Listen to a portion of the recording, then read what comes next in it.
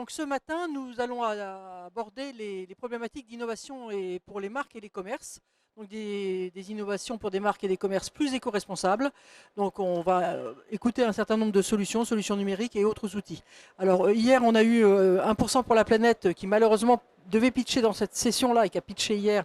Voilà. Donc ceux qui sont intéressés par la problématique du don du mécénat d'entreprise pour les associations environnementales, vous pourrez retrouver ils doivent être un petit peu plus loin, là, 1% pour la planète.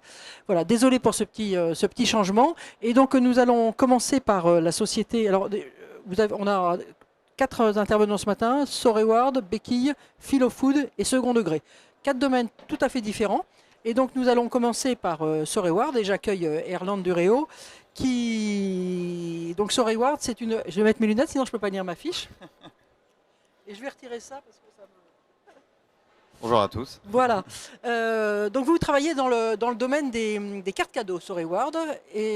Alors les cartes cadeaux, on se dit en quoi c'est environnemental. Et ben c'est des cartes cadeaux qui ont la particularité de permettre le don, en tout cas d'inciter au don et d'éviter tout un gaspillage finalement de ressources et d'avoir un modèle aussi peut-être plus éthique d'une manière globale et plus comment dire, plus juste. Hein, on va dire ça comme ça. Donc je vous laisse expliquer ce que vous faites. Excusez-moi. Je mets votre slide et je vous laisse démarrer. Effectivement, merci beaucoup Cécile. Alors effectivement, la carte cadeau, aujourd'hui, le constat de Soreward, c'est qu'il y avait quand même pas mal de... L'idée, c'était de faire rentrer, sur la base de plusieurs constats, la carte cadeau dans une dimension beaucoup plus RSE qu'elle a été aujourd'hui dans ce concept. Ah oui, pardon, je colle. Aujourd'hui, le constat, c'est que vous avez sans doute remarqué, vous avez eu des cartes ou des chèques cadeaux entre les mains. Et vous pouvez très rarement, voire jamais, les utiliser dans les commerces de proximité. C'est les grandes enseignes qui sont mises en avant, en tout cas le réseau d'acceptation. Donc ça, c'est le premier constat, c'est que les commerces de proximité sont écartés du réseau d'acceptation des cartes cadeaux. Et pour nous, ce n'était pas normal qu'ils ne puissent pas profiter. Aujourd'hui, rien qu'en France, c'est 6 milliards d'euros de cartes cadeaux qui sont émises chaque année. Pourquoi les commerces de proximité ne pourraient pas en profiter? Il y a aussi les associations qui sont écartées des réseaux d'acceptation aujourd'hui. Et pour nous, ce n'était pas normal qu'on ne puisse pas faire un don de tout ou partie de ces cartes cadeaux à des associations. Ça, c'est un second constat qu'on a pu faire chez Soreward. Et puis, il y a aussi les cartes cadeaux et les chèques cadeaux sont tous matérialisés aujourd'hui, majoritairement, alors qu'on en a un usage très éphémère. On se dit, mais aujourd'hui, c'est finalement comment dire, c'est un non-sens, et donc on peut dématérialiser aujourd'hui la carte cadeau pour limiter l'impact carbone, parce que une fois de plus, c'est des millions de cartes qui sont émises en France chaque année, donc c'est autant de plastique, voilà, pour une utilisation très éphémère. Donc ça c'est un non-sens à nos yeux. Donc voilà, donc concrètement, sur Rewards, à partir de ces constats-là, on a imaginé une nouvelle solution. Erland, il y a aussi qu'elles sont très souvent pas consommées dans leur intégralité, voire pas consommées du tout. Exactement, je voulais y venir plus tard, mais on peut en parler maintenant. C'est effectivement, c'est une réalité, c'est qu'aujourd'hui, il faut savoir qu'il y a, sur les 6 milliards qui sont émis, il y a 1 milliard de cartes cadeaux qui sont, enfin des montants en tout cas, qui ne sont pas utilisés. Et donc ça, pour nous, ça veut dire qu'il y a un problème dans les cartes cadeaux. Voilà, c'est qu'il y a un point de souffrance, et c'est notamment le fait qu'on ne trouve pas forcément l'enseigne qu'on veut. Donc c'est le constat que je viens de mentionner, mais c'est aussi le fait que, comme les cartes sont matérialisées, on n'est pas relancé par l'organisation qui émet les cartes, on l'oublie dans un tiroir, etc., où elle est perdue. Et donc tout ça, en fait, c'est une perte sèche pour l'entreprise qui a offert la carte cadeau à un salarié, un client, etc., mais surtout pour le bénéficiaire, il y a toujours la frustration. Et je pense que vous l'avez peut-être vécu personnellement, mais vous avez tous dans vos entourages quelqu'un qui a oublié d'utiliser sa carte ou son chèque cadeau. Et donc ça aussi, on voulait y remédier. Alors, justement, pour vous faire un peu une présentation de Soreward suite à ces constats-là, c'est que, nous, notre carte cadeau, notre parti pris, c'est de rendre la carte universelle. Comment on fait? C'est tout simplement, notre carte cadeau est une carte Visa prépayée. Donc par définition, elle est valable dans tout le réseau Visa. On aurait pu choisir Mastercard, mais en l'occurrence, ça a été Visa. Et donc on exploite le moyen de paiement le plus universel au niveau de la planète, c'est-à-dire le réseau CB Visa. Donc vous pouvez, avec la carte cadeau Soreward, dépenser votre carte dans les commerces de proximité, les grandes enseignes, mais aussi faire un don à une association, puisque aujourd'hui toutes les associations ont un site en ligne qui permet de faire un don. Et donc, avec votre carte Visa, carte cadeau Visa, vous allez pouvoir faire ce don. Donc, du coup, on réintègre les commerces de proximité dans les réseaux d'acceptation des cartes cadeaux, mais aussi les associations. Et ça nous tenait à cœur chez StoryWars. Voilà. Et donc, de pouvoir flécher l'acte d'achat ou d'utilisation de la carte cadeau de manière plus responsable. En plus, on va un petit peu plus loin parce que quand on fait un achat, on essaie de mettre en avant des enseignes auprès des bénéficiaires des cartes cadeaux, des enseignes éco-responsables. C'est-à-dire, ok, je peux faire un achat et me faire plaisir, mais on va mettre en avant certaines enseignes. Pour en citer une, par exemple, parce que j'aime bien en parler, c'est Back Market qui fait du reconditionné. Donc, quand on va s'acheter un nouveau téléphone, surtout vu l'impact que ça peut avoir, bah, autant orienter le bénéficiaire, lui rappeler qu'il peut aller acheter du reconditionné. Donc, c'est des petits plus comme ça, mais qui font qu'à un moment donné, là, notre carte cadeau a un impact sur son utilisation. La deuxième chose, c'est qu'on l'a digitalisé. Donc voilà, plus de plastique, plus de transport, plus d'impression, plus de recyclage aussi. Donc il y a un impact qui est moindre, qui n'est pas zéro évidemment. Voilà. Concrètement, comment ça se passe? Donc là, vous avez un visuel avec la carte dans un téléphone. C'est que le bénéficiaire de la carte cadeau reçoit un email, il clique, il va sur une interface auquel il a accès sur n'importe quel navigateur. Ce n'est pas une énième application mobile à télécharger. Donc depuis mon smartphone, une tablette ou un PC, j'accède à ma carte. Il suffit que je me connecte. Et là, j'ai ma carte qui s'affiche directement. C'est une carte Visa. Et j'ai les chiffres qui vont s'afficher. Et j'ai une utilisation comme ma carte physique. C'est la même utilisation. Si ce n'est que pour l'utiliser dans le monde physique, alors sur Internet, c'est pas compliqué, vous avez les chiffres qui s'affichent, vous allez les taper sur un site Internet. Pour aller dans le monde physique, vous l'embarquez dans Google Pay ou Apple Pay. Donc c'est les wallets qu'on a tous dans nos téléphones, qui sont natifs. Ils sont, voilà, si vous êtes chez Apple ou chez Android. Et donc voilà, donc on n'a pas fait un énième wallet voilà, qu'on n'utilisera pas ou qu'on va oublier. On utilise les wallets déjà qu'on a dans nos téléphones et ça permet d'embarquer la carte et d'aller en magasin utiliser notre carte cadeau dans n'importe où et notamment une fois de plus les commerces de proximité. Voilà, donc de cette manière-là, on évite le zéro plastique et puis zéro logistique aussi pour l'entreprise. C'est beaucoup plus facile voilà, il n'y a plus de cartes physiques à transporter, à mettre dans des coffres forts pour certains parce qu'ils ont des sommes importantes et donc il faut éviter de se les faire voler. Donc voilà. Et puis après, distribuer toutes les cartes cadeaux à des salariés, à des clients, à des apporteurs d'affaires, etc. Donc voilà, donc tout ça, on pallie à ce problème-là. Et enfin, bon, il y a la dimension solidaire, effectivement, j'en ai parlé. On met en avant des associations. Donc, on rappelle qu'il n'y a pas que l'aspect consumériste dans les cartes cadeaux. On peut se faire plaisir, mais on peut aussi faire un don de tout ou partie de sa carte cadeau. Et donc, donc on met en avant des associations sur notre interface que le bénéficiaire a entre les mains. Et voilà, après, ça reste optionnel, évidemment. Il n'y a aucune obligation de faire un don. Mais il a la liberté de le faire. Et surtout, ce qui est intéressant, c'est une fois de plus, comme la carte est totalement ouverte, il peut faire un don à sa propre association, la petite association de quartier, qui n'a pas forcément de visibilité. Voilà, il va sur son site internet et il va faire le don en ligne. Donc ça permet, une fois de plus, de ne pas recenser des associations, des grandes associations nationales ou internationales qu'on connaît tous, mais aussi une petite association de quartier.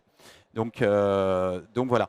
Pour aller un petit peu plus loin et terminer dessus, oui, peut-être simplement, combien vous constatez de dons sur l'usage des cartes? Je sais pas, depuis combien de temps? C'est 2 ans à peu près qu'elles sont efficaces? Oui, ça fait une bonne année qu'on commercialise, mais on avait déjà émis des cartes. Oui, les premières cartes ont été mises il y a 2 ans. Voilà. Et donc on commence à avoir des métriques et on voit qu'on a un impact. Parce qu'aujourd'hui, on estime qu'il y a 10% de dons qui sont faits, des montants donc, par les bénéficiaires. Mais il y a aussi, et ça je voulais l'ajouter, on intègre aussi, on implique l'entreprise dans la mécanique de don. C'est bien, c'est ce que je voulais vous faire dire. Et voilà, et dans le sens où on parlait justement des montants des cartes qui ne sont pas consommées. Donc il faut savoir qu'il y a 1 milliard d'euros de montants chaque année qui ne sont pas utilisés. Et cet argent-là, en fait, ça finit dans la poche des émetteurs des cartes. C'est leur modèle économique. Habituellement. Voilà, habituellement, pour les acteurs traditionnels. On a revu ce modèle économique-là chez StoryWars, on s'est dit c'est pas normal. Une entreprise qui offre une carte cadeau et la carte cadeau n'est pas utilisée, il n'y a aucune raison que cet argent finisse dans notre poche à nous. C'est pas la finalité. Voilà. Donc en fait, on le rembourse à l'entreprise, cet argent. Elle peut le recréditer sur une carte cadeau, mais on l'incite à le reverser à une association et rentrer dans une logique assez vertueuse où en fait la carte cadeau va s'intégrer dans une dimension RSE qui va avec un fléchage du don pour le bénéficiaire vers une association, celle que la société souhaite, mais aussi la société elle-même va pouvoir participer à la philanthropie en reversant les montants qui ne sont pas utilisés. Si toi, bénéficiaire, tu n'as pas utilisé ta carte cadeau, il reste quelques euros dessus, je vais faire moi aussi entreprise un don à peut-être la même association ou une autre. Voilà. Est-ce qu'elle peut abonder un don d'une... elle n'a pas visibilité sur l'usage de la carte, on est bien d'accord. Alors pas sur les achats, mais on donne la visibilité sur les dons. Sur les dons. Donc éventuellement, elle peut aussi avoir une stratégie de dire, si vous donnez à une association, nous on abonde de 50% ou l'équivalent. Exactement, c'est des mécaniques intelligentes comme ça qu'on cherche à mettre en place avec nos clients entreprises. C'est effectivement l'entreprise peut participer au don et donc même inciter le don en abondance, c'est-à-dire moi bénéficiaire, j'ai fait un don de 5 € sur ma carte à telle association, l'entreprise s'engage à reverser également 5 € à la même association. Et donc il y a des mécaniques intelligentes à créer comme ça et ça permet de donner au programme de récompense une dimension beaucoup plus engagée et vertueuse, donner plus de sens en fait. Et quand vous avez un programme de fidélité client, vous offrez des cartes cadeaux ou de la motivation en interne des équipes, des collaborateurs, cartes cadeaux de Noël, voilà, les mécaniques de parrainage, et c'est pas juste une carte cadeau que vous allez donner comme ça, elle va avoir beaucoup plus de sens en y intégrant voilà, du mécénat de manière voilà. Comment est-ce que les informations sur les associations sont communiquées aux porteurs de cartes? Alors on a sur l'interface, vous voyez d'ailleurs sur ce visuel, on a un gros bouton sur la carte faire un don, donc on le met bien en avant et il accède à une liste d'associations partenaires que nous on met en avant. Évidemment, on ne peut pas recenser toutes les associations de Français de Navarre. Donc on rappelle que le bénéficiaire peut faire un don à n'importe quelle association. J'en parlais à l'association même de quartier. Mais on met en avant quand même, parce que de temps en temps, c'est vrai qu'il y a des bénéficiaires qui ne savent pas. Voilà. Il faut quand même le site pour payer. Oui, tout à fait. Oui, il faut accéder au site. Les associations. Mais c'est vrai qu'on ne sait pas forcément à quelle association faire un don. Et donc on référence des associations sérieuses. Voilà, parce qu'on peut toujours avoir des doutes. Et donc c'est pour ça qu'on met en avant des associations. Vous faites partie du 1% pour la planète. Alors on fait partie. Est-ce que justement le recensement des associations par 1% vous aide?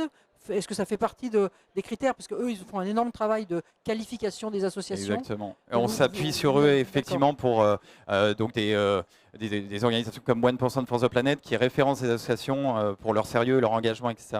Et donc on s'appuie sur eux, sur ce partenaire dont on est membre, pour référencer les associations voilà, et pour plein de différentes causes. Parce qu'il n'y a pas que l'environnement qu'on met en avant. Voilà, il y a oui, ça peut être la santé, l'aide aux personnes, etc. Exactement. Donc toutes les causes sont mises en avant et voilà, parce que évidemment chacun a ses propres causes qu'il défend. Et quel est le modèle économique? Comment l'entreprise paye par rapport au modèle actuel peut-être qu'on comprenne? C'est ça, alors je vais rappeler le modèle économique actuel des acteurs voilà, pour que vous compreniez le nôtre, parce qu'on a revu le modèle économique. Il n'y a pas de RSE sans revoir les modèles économiques. Enfin, ça, je ne vous apprends rien. Donc c'est un impératif aujourd'hui et ça s'impose aux entreprises. Donc nous, on a fait cet effort-là de revoir le modèle économique. Les acteurs traditionnels, en fait, ils se rémunèrent sur les montants qui ne sont pas consommés des cartes cadeaux. Donc quand elles arrivent à expiration, la carte cadeau n'est pas utilisée, ça finit dans leur poche. C'est leur modèle, ils ont pensé leur carte cadeau dans ce sens-là. Ça nous paraît, c'est pas très éthique. Et les box cadeaux aussi. Et les box, c'est encore pire parce que c'est 50% des box qui ne sont pas utilisés. Donc c'est 50% du chiffre d'affaires des box qui finit dans la poche des box. Après, comment dire, chacun son modèle économique. Je ne suis pas là pour les juger, mais voilà, nous on a voulu revoir ça. Il y a aussi dans le modèle, ils se rémunèrent auprès de leur réseau d'acceptation. Donc ils ont par exemple Fnac dans leur réseau d'acceptation. Quand moi, bénéficiaire, je vais dépenser une carte chez Fnac, Fnac rémunère l'émetteur de la carte. Voilà.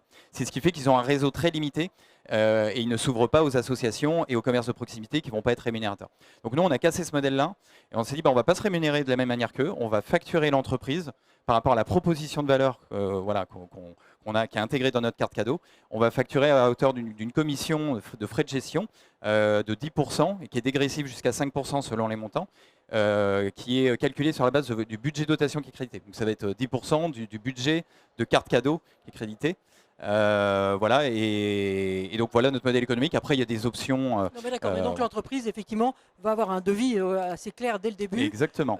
Okay. C'est clair. Et puis on rembourse une fois de plus le non consommé des cartes. Voilà, en étant sûr que tout est consommé d'une manière ou d'une autre. C'est ça. Ok. Et vous en êtes où exactement en termes de déploiement? Qu'est-ce que vous cherchez? Vous avez beaucoup de marques. C'est des marques, c'est des En termes de déploiement, aujourd'hui, vous voyez un certain nombre de nos clients. Aujourd'hui, c'était plus ça en termes de nos oui, clients. Voilà, parce que ça peut être des cartes clients, des cartes partenaires. Ah oui, alors donc, tout à fait. combien vous avez, voilà, vous en êtes où du déploiement? Aujourd'hui, on a une trentaine de clients. On est assez fiers d'avoir des grandes enseignes aujourd'hui. On travaille avec Dassault Systèmes, Sephora, Bolloré Logistique, donc des gros groupes. On travaille aussi avec des acteurs plus petits comme Eti Drinks, qui est d'ailleurs présent sur le salon, s'ils nous entendent, qui est un acteur du vin bio. Voilà, la ville de Lyon récemment également auprès de leur équipe interne. Voilà, et puis des acteurs de toute taille. Hein. En tout cas, l'avantage c'est que le modèle permet d'avoir toute taille. Exactement. On n'a pas là-dessus, on n'a pas de politique. Mais ce qui est certain, c'est que on a des grands groupes qui ont généralement des acteurs qui ont une sensibilité RSE qui vont évidemment s'adresser à nous et voilà, et on les accompagne aussi dans la communication auprès de, parce qu'il y a aussi ça, c'est ok, j'ai une carte cadeau avec un impact, je mesure l'impact et comment aussi on peut communiquer autour de ça. Sur la stratégie RSE par un tiers finalement, ça fait une validation par un tiers. Parce que pour la marque employeur, c'est aussi très intéressant pour l'entreprise de mettre en avant tous les efforts et les choix qu'elle fait en tant que fournisseur engagé voilà, dans une politique RSE. D'accord, donc voilà. la carte cadeau engagée, c'est ce reward. Voilà. Merci Arlande. De rien, merci. Voilà, et nous allons accueillir la société Béquille. Là, on les voit arriver. Merci beaucoup. Je vous laisse passer.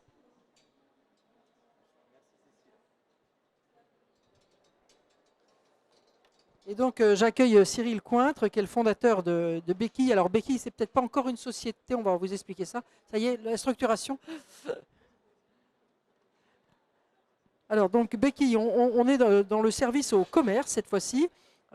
Donc, une originalité, c'est que c'est un projet entrepreneurial qui a été porté par une agence de développement économique, tout à fait, de développement territorial, et qui a vocation à redynamiser, à rendre son attractivité à certains commerces de proximité. Et donc, vous avez identifié le vélo comme un point clé des besoins. Donc, je vous laisse nous expliquer tout ça. Vous avez des slides, hein, vous, je crois. Oui, voilà. Juste la photo. Voilà.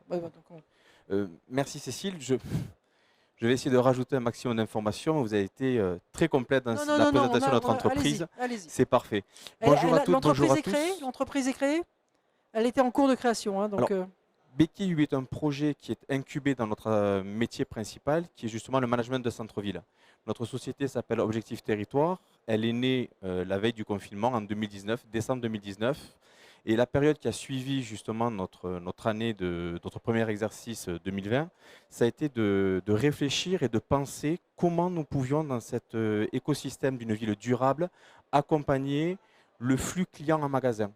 On a identifié à ce niveau-là un parent pauvre qui était très peu équipé, c'est le cyclo-consommateur. C'est ce client qui fait le choix de se déplacer à vélo pour aller faire l'achat de sa baguette, son shopping, ses courses.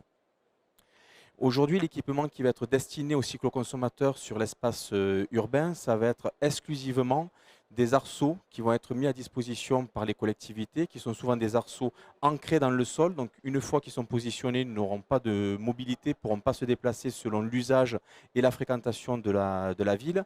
Et quand bien même cela serait possible, ça obligerait dans l'espace urbain d'avoir une répétition de stationnement vélo qui ferait un petit peu une forêt d'acier dans l'espace urbain et qui viendrait dans les zones de rencontre de centre-ville, peut-être mettre des points de tension entre les piétons, la logistique de livraison, les cyclo-consommateurs et les commerçants eux-mêmes par rapport à leur étal qui peuvent sortir au quotidien.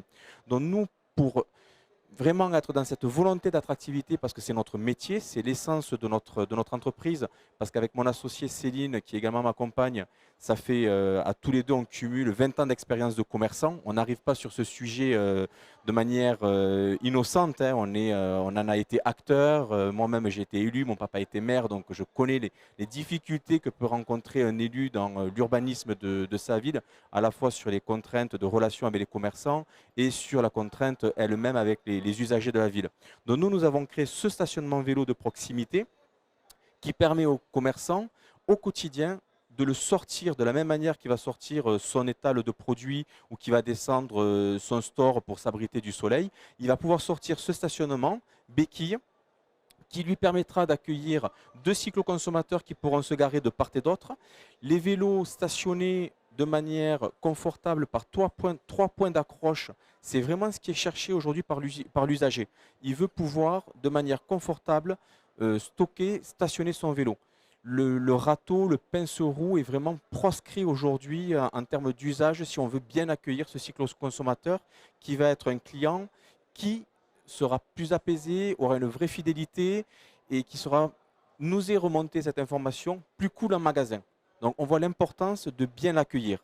Et à ce titre-là, justement, là où nous sommes particulièrement innovants, c'est qu'en plus de pouvoir avoir un stationnement qui se rentre, qui se sort au quotidien, qui est correctement sécurisé, nous avons espacé les 2 stationnements vélo par 50 cm, ce qui vient limiter la gêne des guidons et qui permet, par ces traverses qui sont présentes au milieu, de pouvoir déposer soit son équipement, soit ses achats. C'est-à-dire que lorsque l'on va sortir de chez notre commerçant de proximité, on aura été apaisé, sympa, cool, on aura fait de la vente additionnelle, on va pouvoir, avant de décrocher son vélo, non plus poser les affaires au sol, mais on pourra les poser à hauteur d'homme, ne pas avoir nos sacs et nos sacoches qui soient souillés par le sol ou par les intempéries. Et ça, c'est vraiment un usage qui est important lorsqu'on parle de confort, d'expérience client. Ça paraît un détail, mais finalement, c'est assez pratique. Et puis quand on a pris le vélo, on n'a plus qu'à le récupérer à hauteur, quoi. C'est exactement ça. C'est-à-dire que, pour une fois, le cycloconsommateur, il reste debout.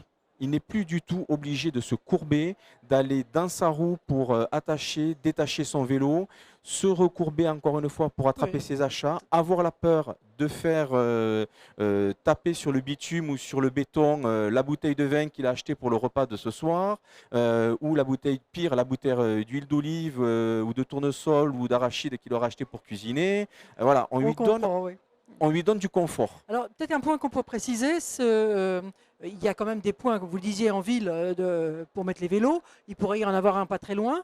Mais finalement, le fait que ce soit associé à un magasin, on évite le problème de la cannibalisation des gens qui restent à demeure finalement sur les... Là, on est sûr que c'est quelque chose de ponctuel. Tout à fait. Donc ça se libère régulièrement.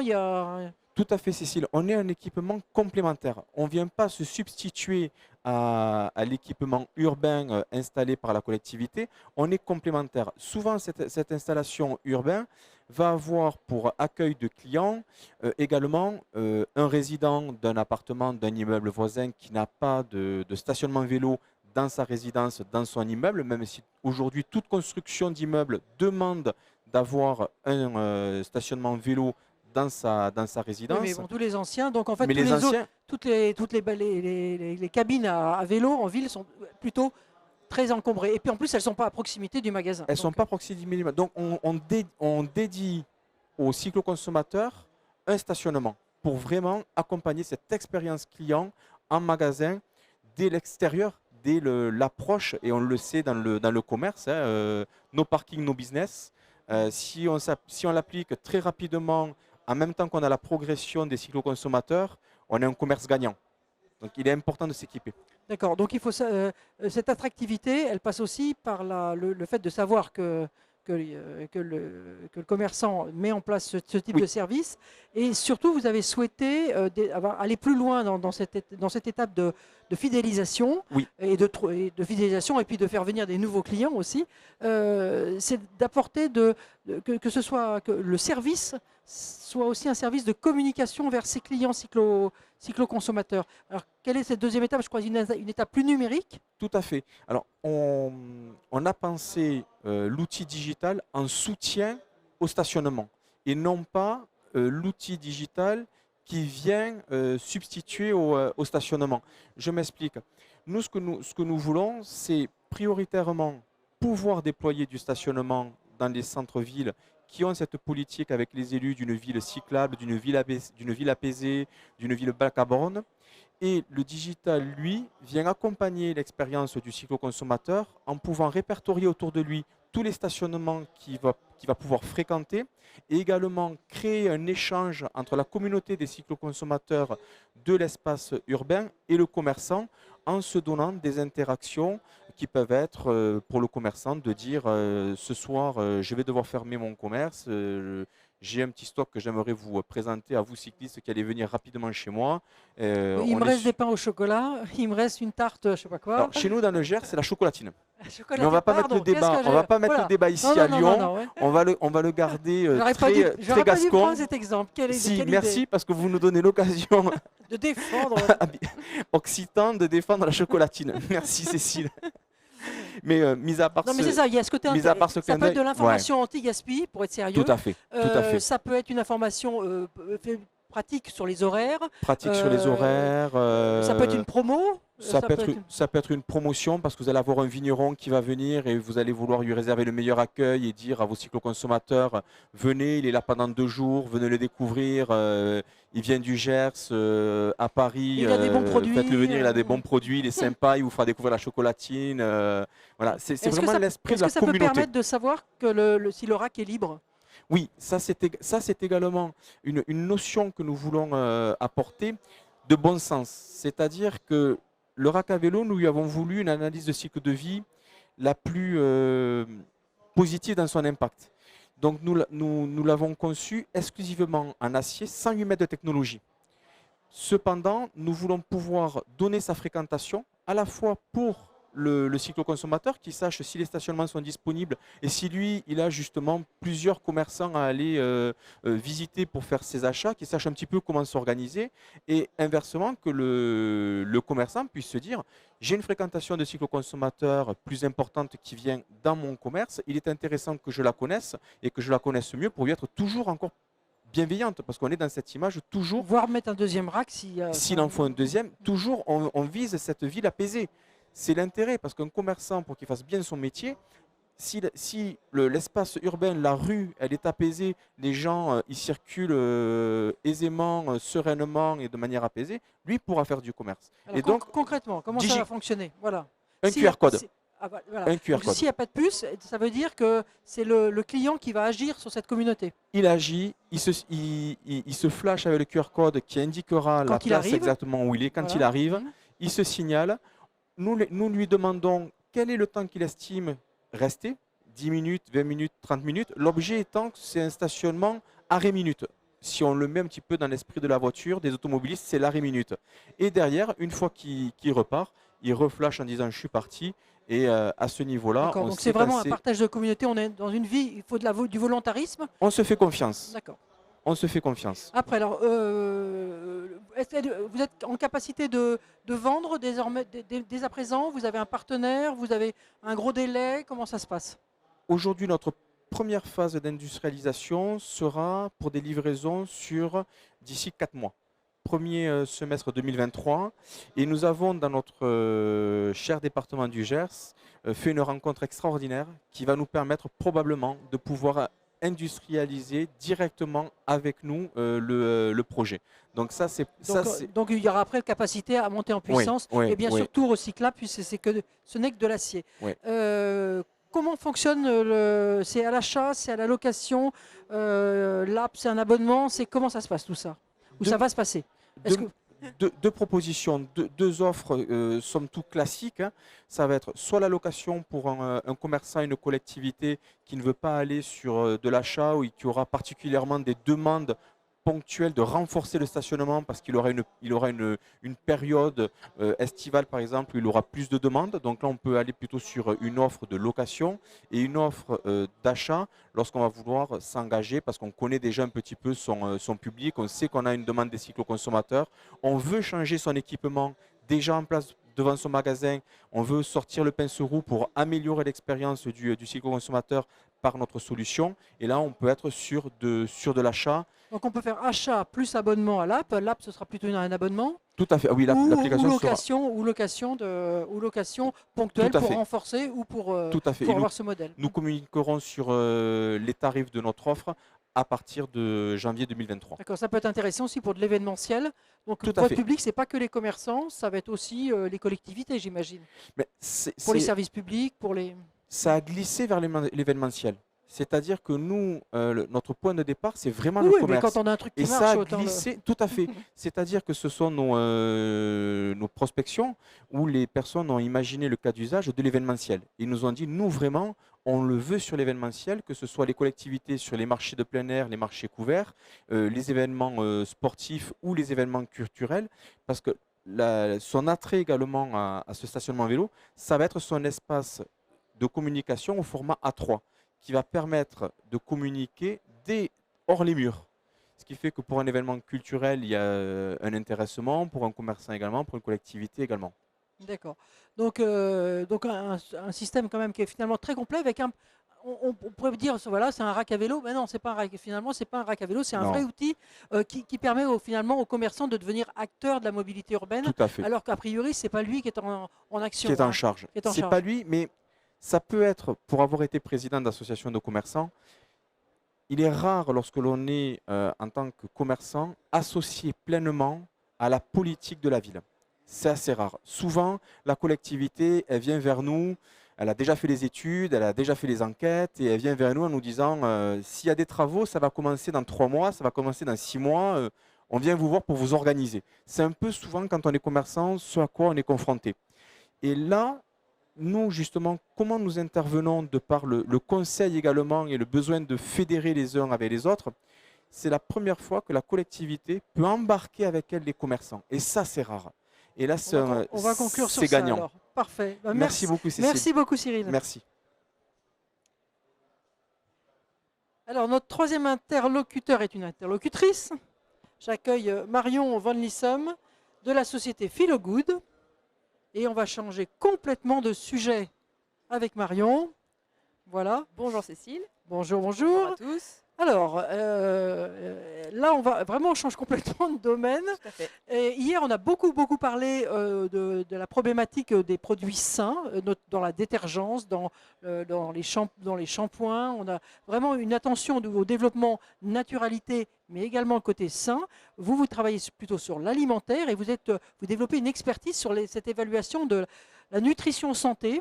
Alors, on connaît le Nutri-Score, qui est un premier élément, et vous voulez vraiment accompagner les marques, les producteurs dans cette évaluation, dans cette amélioration, mieux valoriser finalement les allégations santé. Vous avez tout un outil qui est un vrai outil puissant, donc vous allez nous expliquer tout ça. Tout à fait. Alors, juste pour reprendre, c'est Philo Food, pas Philo Good, mais on fait souvent Philo Good. Excusez-moi. On fait souvent J'ai bien marqué Philo Food pourtant. Oui, mais c'est pas grave, je vous en veux pas.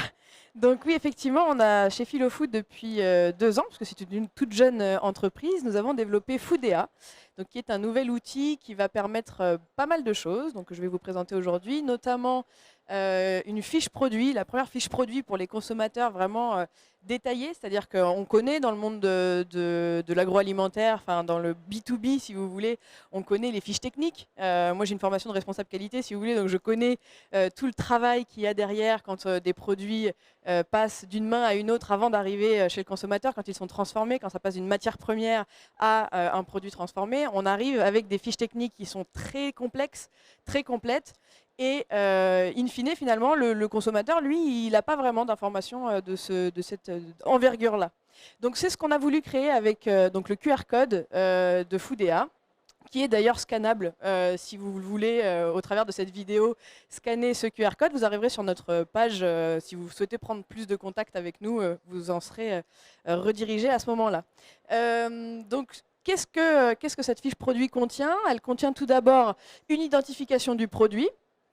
Ensuite, une identification du producteur avec un possible renvoi sur le site du producteur, puisque toute cette fiche produit, comme elle est sur Internet, si vous voulez, elle est interactive.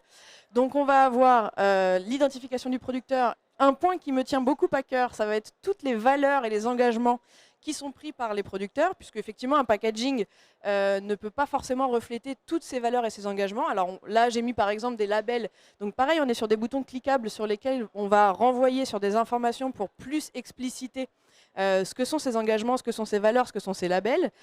Là, ça peut être des labels, ça peut être d'autres engagements que la société prend, mais sur lesquels ils ne sont pas forcément labellisés ou certifiés. Mais l'idée, c'est de pouvoir expliciter tout ça. Et ensuite, on rentre dans le domaine plutôt de la nutrition santé, où on va avoir, très important, une partie sur la recommandation de la consommation. Donc, qu'est-ce que la portion recommandée de ce produit? et des conseils de consommation, typiquement par rapport au PNNS, donc par rapport au pouvoir public, si vous voulez, enfin à la santé publique, à la politique de santé publique, pardon, qui est faite en France. Merci de traduire les acronymes. Donc c'est le Plan national nutrition santé. Donc on va pouvoir conseiller le consommateur sur, par exemple, c'est un produit qu'il est conseillé de consommer une fois par semaine, une fois par jour, 2 fois par semaine, pas plus de 2 fois par semaine, etc., etc. Bien sûr, on a un lien pour en savoir plus vers des recommandations plus spécifiques en lien, encore une fois, avec le PNNS. Et ensuite, donc, on rentre sur la partie vraiment alors des scores et des évaluations sur la santé. Donc, on va avoir le Nutri-Score, le Nutri-Score qui est ici, pardon, sur lequel, d'ailleurs, on travaille, et je vous expliquerai après, on propose une expertise sur cette partie-là. Le degré de transformation avec le score Nova, donc de 1 à 4, un produit étant noté 1 s'il est très peu transformé et 4 s'il est ultra transformé. Sachant qu'aujourd'hui, on le sait, ça a un impact sur la santé, le degré de transformation des produits. Et ensuite, on a toute la fiche, ce que nous, on appelle la fiche santé. Donc, c'est-à-dire qu'on va avoir pour le consommateur une vulgarisation des allégations de santé, que nous, on a regroupé, si vous voulez, par sphère, avec un accès visuel assez rapide. C'est-à-dire qu'on travaille aujourd'hui sur une quinzaine de problématiques de santé, à savoir, là, comme exemple, la sphère cognitive, la sphère cardiovasculaire, cérébrale, visuelle, articulaire, etc. Donc, une quinzaine comme ça. Et ensuite, à côté, tous les vitamines, les minéraux, les nutriments, si vous voulez, qui sont concernés par ces allégations de santé, et toutes les informations nécessaires. Ça, c'est ce qu'on retrouve dans le produit. Ça, c'est ce qu'on retrouve sur la fiche produit en scannant. Là, ça, c'est les produits, ça, c'est les micronutriments qu'on trouve dans le produit. Dans le produit, tout à fait. Et donc, l'information est donnée en quantité par portion, en quantité par 100 grammes, mais également en pourcentage de couverture des besoins journaliers par 100 grammes et par portion. D'accord, c'est ça qui permet de faire les allégations en face, de dire c'est bon pour le cœur, c'est bon pour les articulations. Et alors ça, c'est vraiment votre différenciation de passer de la macronutrition, qui est le Nutri-Score, grosso modo, quelques critères très larges, glucides, ne détaillerez ça, à passer à la micronutrition, vraiment aller chercher tout ce qui est bon. Ça veut dire que parfois les producteurs ne mettent pas en valeur certains aspects positifs de leurs produits? Non, parce que alors, déjà, ils ont beaucoup d'obligations sur les informations à communiquer aux consommateurs. C'est des études qui coûtent de l'argent dans le sens analytique, c'est-à-dire que nous, on se base sur des analyses produits en laboratoire. On est obligé, réglementairement parlant, les producteurs sont obligés d'avoir la preuve de ce qu'ils annoncent sur les contenus en nutriments de leurs produits. Maintenant, nous, on a donc la partie d'après, si vous pouvez passer, voilà, sur la partie d'après sur laquelle on a des prestations d'expertise. Donc, je vous le disais, le Nutri-Score sur lequel on peut, alors d'une part le définir et d'autre part cibler très simplement les pistes d'amélioration. Puisqu'aujourd'hui, les producteurs, en fait, si vous voulez, alors il y a des très grosses structures qui ont des services qualité qui sont déjà débordés. Un service qualité dans une entreprise, de toute façon, par principe, est débordé. Donc, nous, l'idée, c'est de pouvoir leur amener un petit peu de facilité. Donc, sur le Nutri-Score, on va être capable d'identifier très, très vite s'il y a des pistes d'amélioration du Nutri-Score sur le produit et quelles sont-elles. Parce qu'aujourd'hui, on le sait, le Nutri-Score est en place depuis 5 ans. On sait qu'il y a un impact économique qui est très important sur le Nutri-Score. Enfin, d'une lettre à l'autre, il y a des points, je crois qu'on est à 1,8 de chiffre d'affaires sur les produits, sur le chiffre d'affaires national de l'agroalimentaire entre chaque note, ce qui est quand même pas négligeable. Donc ça, c'est le premier volet. Et le deuxième volet, donc la prestation d'expertise de la fiche santé, où on va donc dans un premier temps pouvoir cibler un profil théorique du produit qui va nous permettre de conseiller à notre client d'aller cibler des analyses sur certains, sur tel et tel nutriment. C'est-à-dire que typiquement, l'intérêt n'est pas de dire vous prenez votre produit, vous l'envoyez en analyse, vous analysez tous les nutriments, tous les acides gras, tous les vitamines, les minéraux, etc. Vous allez vous en ressortir pour 5 000 €, sachant que vous allez peut-être avoir 2 ou 3 nutriments d'intérêt pour pouvoir communiquer sur l'aspect santé.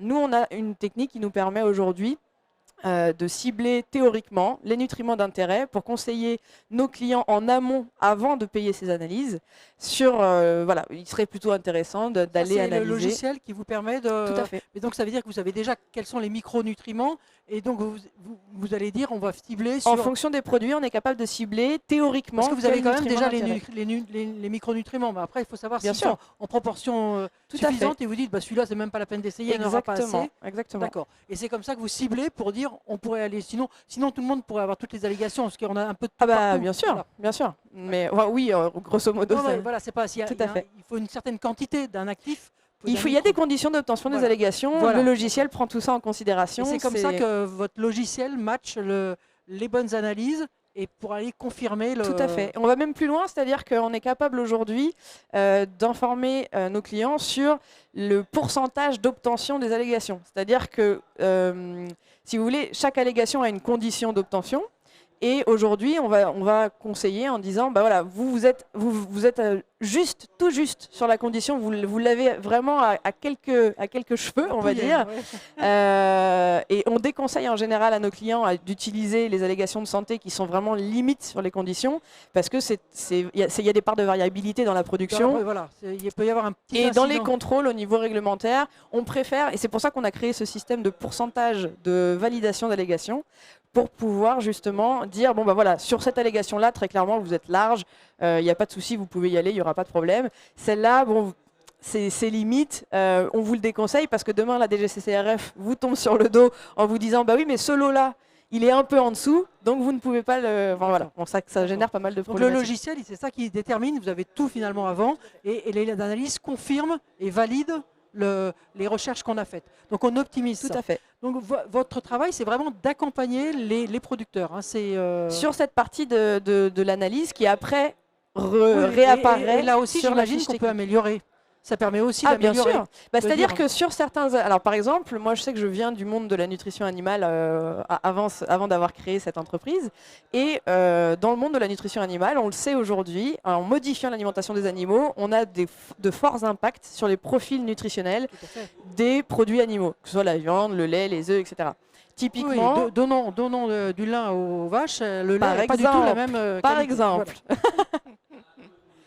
Donc voilà l'idée. Bah, après on peut continuer, oui, parce que donc du coup. Et donc là c'est l'étape suivante. Voilà. Et là c'est l'étape suivante, parce que on est parti du principe aussi de se dire le Nutri-Score c'est bien, il y a de l'intérêt, on le voit, hein, les gens s'intéressent, regardent, enfin on voit l'impact d'ailleurs que ça a au niveau économique sur l'agroalimentaire. Mais en nutrition santé, dire qu'un aliment est bon ou mauvais, c'est très limitant, c'est très peu significatif finalement, puisque moi je prends toujours cet exemple-là et je le prendrai je pense toute ma vie parce qu'il est vraiment parlant, c'est-à-dire que c'est l'exemple de l'eau. L'eau, c'est vital, mais si vous en buvez 50 litres, ben vous êtes mort. Donc dire que quelque chose est bon ou mauvais, ça fait très peu de sens. C'est pour ça qu'on reprend aussi... C'est pour ça que quand on dit c'est naturel, c'est bon, c'est pareil, c'est pas ça le problème. Oui, non, c'est comment on le consomme. Alors c'est pour ça que dans la fiche produit, on prend vraiment, on a vraiment beaucoup d'intérêt à parler de ces histoires de portions, de conseils de consommation, etc. Mais on a voulu créer un score. Alors je sais qu'il y en a beaucoup, des scores alimentaires. D'ailleurs, ça commence à faire trop. Mais nous, on a souhaité vraiment aller sur l'aspect de la santé et d'avoir le score le plus complet possible. Parce qu'aujourd'hui, vous avez donc le Nutri-Score, comme j'en parlais. Oui, on a Nova aussi. Vous avez alors SIGA qui se passe sur Nova, oui, c'est-à-dire qu'ils ont développé encore plus l'aspect du degré de transformation, mais ça reste qu'un critère. C'est deux critères. C'est deux critères qui sont séparés à l'heure actuelle.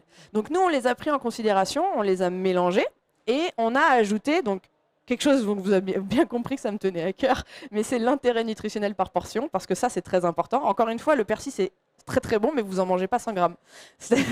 Donc, l'intérêt de toujours parler par 100 grammes, nous, on ramène ça également à la portion. C'est un critère de plus, et après, il y a toutes vos allégations. Et après, on a modélisé les allégations de santé pour que ça rentre dans un score mathématique et qu'on finisse par obtenir une note, si vous voulez, de 0 à 100, en prenant tout ça en considération, et par thématique de santé, donc je vous disais la quinzaine de problématiques de santé que l'on traite aujourd'hui, vous allez avoir un niveau de 1 à 4 qui va indiquer si le niveau de bénéfice santé en fonction de tous ces critères du produit sur chaque axe de santé. Et donc vous avez un exemple après de ce que ça peut donner sur un produit. Donc typiquement là vous avez 2 sur la sphère maternité. Alors à chaque fois, vous avez le détail de ce qui est concerné dans cette sphère-là. Oui, il y a le score indiqué et le numéro. Tout à fait. Alors ça, c'est un exemple de ce qu'on délivre en tant que rapport à nos clients. C'est-à-dire que ça, ce n'est pas une information qui sera forcément délivrée aux consommateurs, sachant que de toute façon, ce score, pour l'instant, n'est pas validé au niveau réglementaire. Comme le Nutri-Score a nécessité une dérogation. Ça, dans votre accompagnement, ça peut déjà être là, mais ça n'apparaît pas sur la fiche. Aujourd'hui, c'est quelque chose qu'on offre à nos clients qui partent sur une prestation d'expertise sur la fiche santé avec nous. Voilà, on leur offre aujourd'hui pour que demain ils puissent l'utiliser quand il sera validé. Mais donc ça veut dire que votre score pourrait remplacer l'ensemble des scores, vu que vous les combinez tous.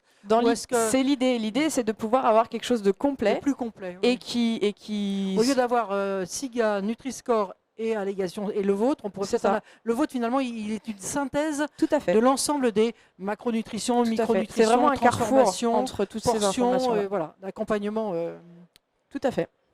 Donc d'accord, ça coûte cher Ça coûte cher, non, pas tant que ça. Parce si que... ça rapporte, si c'est comme vous disiez. Alors ça, exactement. voilà. En fait, donc on a 2 volets de fonctionnement avec nos clients. On a la prestation d'expertise, donc qui est, je ne peux pas vous donner de prix à proprement parler puisque ça se fait sur devis, ça dépend du nombre de produits, ça dépend de qu'est-ce qu'on fait comme expertise. Donc, si on définit le Nutri-Score, si on se fait des pistes d'amélioration du Nutri-Score, si on fait que la fiche chantée avec que les allégations. Non, bien entendu. Enfin, voilà. Alors globalement aujourd'hui pour une fiche chantée, on est autour de 200 € par produit, sachant que c'est quelque chose à réaliser une fois. Bon, c'est une offre qui est une offre de lancement pour l'instant. On ne dépassera pas les 500 € par produit. Non, mais c'est très intéressant parce que ça veut dire quand même, ça donne l'ordre de grandeur. C'est suffisamment accessible pour concerner énormément notamment des sociétés qui sont sur le salon. Tout à fait. Et qui peuvent vraiment avoir une validation extérieure par tierce personne. Ça donne aussi de la crédibilité aux allégations commerciales. C'est ça. L'idée, c'est une mise en avant. Alors, tout ça participant de la fiche produit que je vous ai présentée dans un premier temps. Et cette fiche chantée-là, l'utilisation du QR code avec la marque Foodea. Ça peut commencer tout de suite. Alors, tout à fait. Et cette partie-là est également un service qu'on offre, puisque y a toute la gestion des données derrière ce QR code qui nécessite beaucoup de travail. Donc, c'est quelque chose qu'on facture aussi à nos clients annuellement, sur la base du chiffre d'affaires réalisé sur les produits portant le QR code. Alors on est autour de 0,03% de ce chiffre. En tout cas, c'est un modèle business qui permet quand même à tout le monde d'avoir affaire à... Et c'est-à-dire que ça peut permettre aussi de démarrer sur un produit, d'enchaîner peut-être sur un autre, d'élargir à une gamme, voilà. Sachant que c'est vraiment au produit, on ne fonctionne pas par exemple à l'emballage. Si vous avez un produit qui est emballé avec plusieurs contenants, j'imagine, il n'y aura qu'un modèle de fonctionnement. Sur les différents, Un produit est un produit. D'accord. Est-ce que à terme, alors vous avez capacité à suivre un grand nombre de clients dès aujourd'hui, votre équipe Tout à fait. Et puis on est une petite structure, on est très agile et on a de la chance. Il faut grossir, vous grossirez. Voilà. Enfin, et on pas a vous, mais j'espère pas. mais on a de la chance, c'est que on est encore dans ces entreprises qui n'ont pas trop de mal à recruter. C'est-à-dire que moi je connais beaucoup d'industries qui peinent énormément et d'ailleurs je m'estime très chanceuse de ne pas être dans cette situation-là parce que je sais les problèmes que ça... D'accord, donc il n'y a pas de problème, tout le monde peut vous contacter, vous accueillir tout le monde. Il n'y a pas de problème. Et je pense qu'à terme... Et on se développe toujours un peu plus, donc ça va... Et ça veut dire qu'à terme, on pourrait voir cette démarche s'élargir sur d'autres types de produits que l'alimentaire.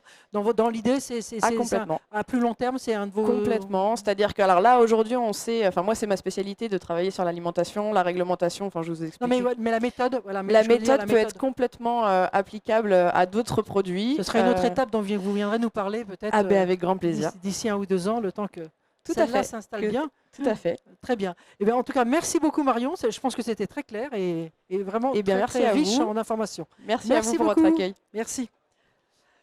Voilà, merci. Et puis nous allons passer à notre dernier interlocuteur, qui est Jean-Christophe Samalins, je ne déforme pas votre nom, et on va juste switcher le...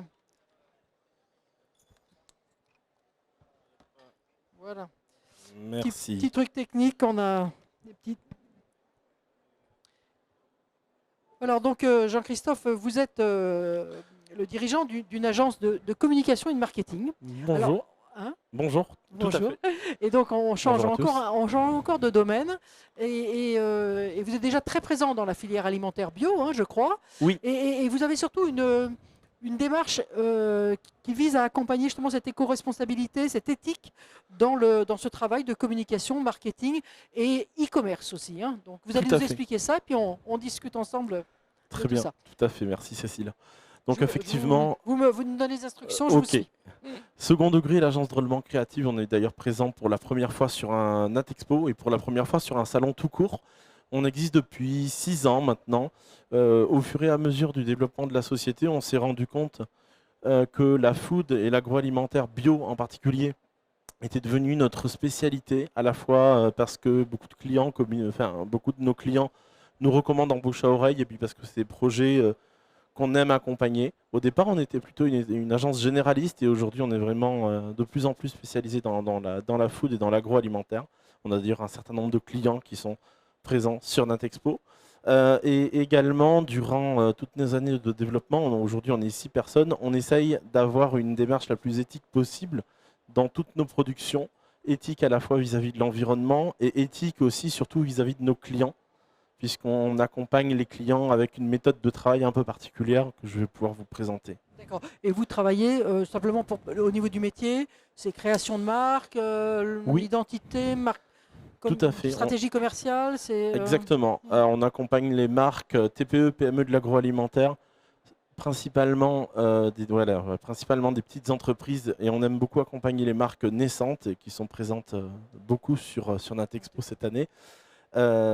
Du branding, la conception de marque, la création d'identité, on fait du packaging, on fait de la création de sites vitrines et e-commerce, la stratégie commerciale, l'acquisition. Et donc, stratégie de croissance. voilà, de croissance. Donc, et voilà. l'idée, c'est des grosses entreprises font plutôt appel à plusieurs prestataires. Chaque prestataire a sa spécialité. Nous, comme on travaille avec des TPE, PME qui souvent n'ont pas de compétences ni de temps en interne, on les accompagne de qui ne A savent à pas Z. toujours où aller en plus. Exactement, voilà. tout à fait. Donc il y a une forte Et- dimension de conseil, de proximité. Notre choix, c'est d'avoir assez peu de clients aussi, de façon à accompagner chaque client. Il n'y a pas de petits Oui. ou de gros clients chez nous, ils sont tous traités de la même manière. Et par contre, avec une connaissance du marché, du contexte bio, du contexte du marché bio, qui vous permet d'être peut-être plus réactif, mieux comprendre les Complètement. contraintes. En 6 ans, on a beaucoup appris sur le fonctionnement du monde de la bio, les différents circuits, Oui. les grossistes, tous Et donc les la interlocuteurs, stratégie et toute la va de pair, stratégie hein, va ouais. de pair. Voilà, exactement. Alors expliquez-nous ça. Voilà.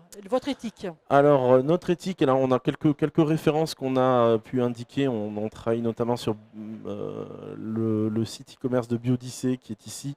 Biodyssée qui est présent d'ailleurs à NatExpo. On a quelques autres marques comme Le Magicien Bio qui était là hier, Biolocloc, une marque de confiture. On peut peut-être regarder la slide suivante. Et donc là, on a quelques références de l'agence en création principalement. D'accord. Alors peut-être la méthode, vous me parliez de Oui, votre méthode de travail, exactement. c'est là. C'est ça. Alors Alors, la méthode ça, de travail, elle est un petit peu particulière parce qu'en fait, on a créé ce qu'on a appelé le stage d'immersion. Concrètement, plutôt que de se mettre autour d'une table dans une réunion avec un client, on va le faire, mais d'abord, on va aller voir notre client et on va passer chez lui une journée d'immersion dans son métier. C'est-à-dire que par exemple, quand je suis allé voir un producteur de confiture avec qui on travaille, on a occupé différents métiers chez lui. On a occupé le métier d'agriculteur, puisqu'il est paysan bio depuis les années 60 dans sa famille. Donc on est allé ramasser un vrai stage d'observation. Hein. un vrai stage Vous d'observation. retournez en Et alors, troisième. c'est Voilà. très drôle parce que moi je suis un peu maladroit des fois, donc je fais quelques petites bêtises. Mais justement, c'est bien parce qu'à la fois ça permet de créer une vraie proximité avec le client. J'aime bien dire que beaucoup de nos clients sont aussi des amis. Ça permet de créer cette proximité, de briser un peu la glace au départ et surtout de découvrir un certain nombre de choses qui font partie du quotidien du client, qui sont très logiques et évidentes pour lui et qui en termes de marketing ou de communication sont essentielles et nous permettent d'orienter vraiment toutes les pistes créatives que l'on peut proposer et toute la dimension de conseil qui peut aller avec. Oui, on n'imagine pas quand on est plongé dans son propre business finalement Voilà. que ce qu'on fait est très C'est différenciant parce que pour soi c'est le quotidien. Oui. Exactement. D'accord. Alors ça c'est votre première méthode. Et puis effectivement vous m'avez parlé de ce système de ping-pong créatif. Alors, Oui. qu'est-ce que ça veut dire ça? Alors, pour ceux qui viennent des métiers de l'informatique et qui nous regardent, il y a peut-être des gens qui connaissent les méthodes de travail agile, les méthodes de gestion de projet agile, comme Scrum, qui est beaucoup utilisé dans nos métiers.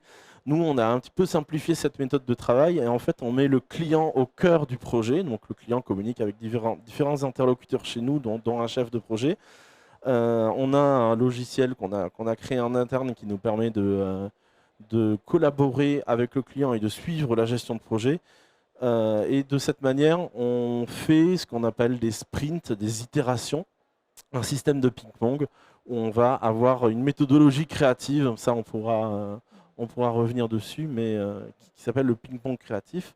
Et la troisième différence, c'est que on aime beaucoup donner avant de recevoir, ce n'est pas le cas de toutes les agences. Même si on ne travaille pas avec les gens qu'on rencontre, on aime beaucoup donner notre avis.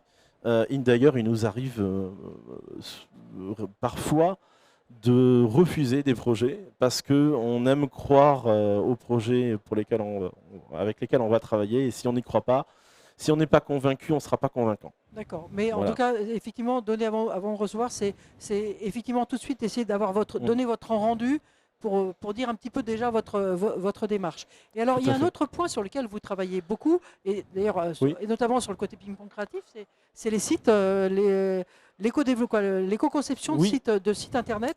Alors, c'est vrai que le e-commerce est impératif, notamment pour toutes les TPE et notamment dans le bio, mais ce n'est pas sans impact. Donc, vous êtes dans une démarche de Green IT. Expliquez-nous un petit peu comment vous Complètement. faites. Alors c'est un peu nouveau chez nous, c'est une thématique qui tient beaucoup à cœur à toute l'équipe.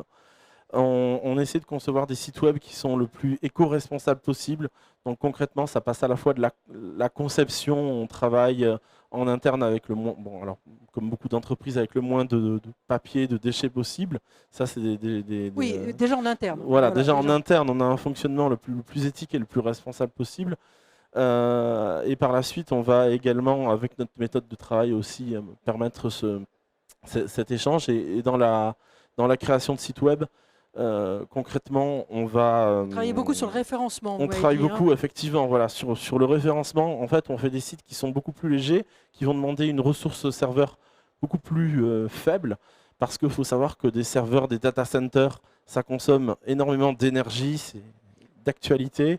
En France, on n'est pas des trop mauvais élèves sur les data centers qu'on a. On a pas mal de bonnes démarches, Voilà. mais il n'empêche que si on fait des 10 000 appels au serveur, parce qu'on a 10 000 requêtes, l'idée c'est de simplifier ce système de requêtes pour qu'on aille très très vite sur la page que le client doit voir en fait. Complètement, oui. C'est des paramètres un peu techniques, il y a des dizaines et des dizaines de paramètres sur lesquels on peut agir, mais effectivement la ressource serveur, il ne sert à rien de faire une requête serveur, par exemple, 100 fois dans l'heure, si c'est exactement la même requête. Donc là, il y a des systèmes de cache. Et ça permet d'avoir un affichage beaucoup plus rapide, et ça, en termes de référencement, c'est pratique aussi. Complètement. Donc c'est un retour marketing très fort aussi. Évidemment, en termes de référencement, un site qui s'affiche plus vite sera... Alors c'est un des critères de référencement qui est utilisé, mais sera mieux classé, mieux placé donc, dans les résultats. L'environnement rejoint la stratégie marketing, là. On est vraiment, c'est aussi un atout. Complètement. En fait, si on parle de référencement, les critères de Google évoluent en permanence, mais il faut savoir que Google et les autres moteurs de recherche, mais bon, Google c'est quand même plus de 90% des parts de marché des recherches en France, fonctionnent vraiment sur le comportement de l'utilisateur. Et le comportement de l'utilisateur, il évolue aussi vers de la recherche de solutions plus éthiques. D'ailleurs, il y a d'autres moteurs plus éthiques, d'autres moteurs de recherche plus éthiques que Google. Ecosia, voilà, pour ne pas les citer. Si, on peut citer. Voilà. Et là, le ping-pong créatif joue aussi, je crois, sur voir le temps long avec vos clients. C'est-à-dire on n'est pas obligé de tout développer tout de suite, mais de prévoir qu'on pourra développer des fonctionnalités supplémentaires. Mais ça, c'est d'accompagner la croissance. Le site accompagne la croissance, mais de manière pertinente. On aime travailler avec nos clients à long terme, effectivement. Donc on est vraiment, j'aime bien dire, on gère votre marque comme si c'était la nôtre. Alors on ne devient pas actionnaire de notre client, évidemment, mais par contre on a des modèles, on aime travailler à la performance, notamment sur toutes les thématiques d'acquisition de trafic et d'acquisition de nouveaux clients. On travaille beaucoup à la performance. Donc si notre client ne gagne pas d'argent, on n'en gagne pas non plus. On prend des systèmes de commission. Donc on va parler effectivement de votre modèle économique. Vous travaillez beaucoup avec les TPE et les PME. Bon, c'est quand même un service ça se faire accompagner d'un service marketing, d'une agence, c'est pas évident au niveau financier pour la plupart. Ouais. Comment votre service peut être accessible à des TPE? Justement, en fait, dès qu'on rentre dans le conseil avec le client, on a vraiment une vision la plus héroïste possible. Je prends l'exemple d'un de nos clients, Anne Blard, qui a créé une marque qui s'appelle Molandini, qui est basée à Louviers, à côté de Rouen, qui a créé un magasin vrac et qui a l'ambition d'aller développer cette marque vrac dans les années à venir un peu partout en France avec un système de franchise. On a également, c'était évident pour eux, voulu créer un site e-commerce de vente en ligne en vrac. Et donc, il y avait une fonctionnalité qui était demandée au départ par les porteurs de projet, qui était que le client puisse choisir au gramme près la quantité qu'il souhaite acheter. On a beaucoup réfléchi sur la faisabilité technique de cette demande, et puis en fait on s'est rendu compte que personne allait en pratique acheter 722 grammes de riz. Il va peut-être acheter 500 grammes, 750 grammes ou 1 kg de riz ou de ce qu'on veut, mais jamais il ne sélectionnera au gramme près ce dont il a besoin. Et donc cette fonctionnalité qui avait un impact technique sur pas mal de briques du système e-commerce, du site e-commerce qu'on a développé, avait un gros impact en termes de budget et n'avait aucun retour sur investissement possible. Donc finalement, notre rôle, c'est aussi de dire aux clients, on peut peut-être vous proposer d'autres idées. Voilà. Et on a un Et puis vrai s'il y rôle a de des choses conseil qui seront là-dessus. pour plus tard, à d'attendre d'avoir la maturité pour aller vers les nouvelles fonctionnalités. Voilà, tout à fait. C'est vraiment Donc un voilà, système c'est aussi progressif. Et voilà. quand on crée un site web, on passe 2, 3, 4 mois à développer le site. Souvent, les clients me disent « Ah, c'est fini, ça y est, on est enfin en ligne ». En fait, c'est pas fini, justement, ça commence. D'accord. Donc vraiment l'accompagnement est donc accessible en prix pour faire des choses qui soient proportionnées à leur mission à un instant T. Complètement. D'ailleurs, Voilà. souvent, c'est une question qui peut paraître bizarre aux gens avec qui on commence qu'on rencontre pour la première fois. Je demande très rapidement le budget parce que l'idée, c'est qu'on s'adapte au budget du client. Parce que si on n'est pas en phase sur le budget, ben, ça ne sert à rien. Donc autant connaître le budget dès le départ pour voir ce qu'on peut faire rentrer dans ce Dans le budget-là. budget, et puis éventuellement. Et voilà, ensuite, on découpe le projet en différents sprints et à l'intérieur des sprints en tâches. Et donc vraiment, il ne sert à rien de vendre une fonctionnalité comme le font certaines agences dans des packages si notre client n'en a pas besoin. Donc nous, on évalue le projet, on construit un cahier des charges précis avec le client. Et il ne paye, si je puis dire, que ce dont il a besoin et pas un package hypothétique sans savoir trop ce qui est compris ou pas compris dedans. Parfait. Bon, écoutez, merci beaucoup Jean-Christophe Merci à vous. pour cette présentation extrêmement complète. Donc une démarche éthique dans l'accompagnement marketing, c'est possible. Merci Voilà, à vous, avec merci. plaisir. Au revoir. Au revoir. Alors on se retrouve à 15h pour la finale, pas la finale, pour la remise du prix, et on écoutera 5 finalistes avant la remise du gagnant au gagnant du Lab qui aura le droit à un stand gratuit l'année prochaine. Donc je vous retrouve à 15h pour le bouclage de cette édition 2022 du Lab. Merci beaucoup.